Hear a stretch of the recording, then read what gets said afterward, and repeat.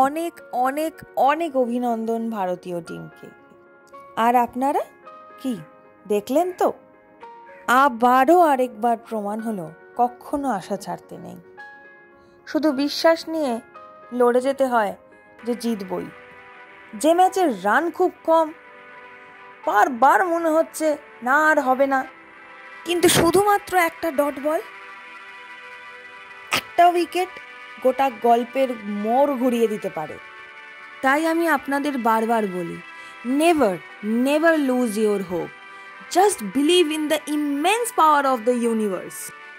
তাই যখন যখন কঠিন পরিস্থিতিতে পড়বেন, সবসময় মনে রাখবেন, নাইবা হলো আপনার জীবনের কোনো ওভারের 5টা বলে কোনো রান, শেষ বলটা সেটাতে একটা ছক্কা আপনার জীবনের গল্পের মোড় ঘুরিয়ে দিতে পারে।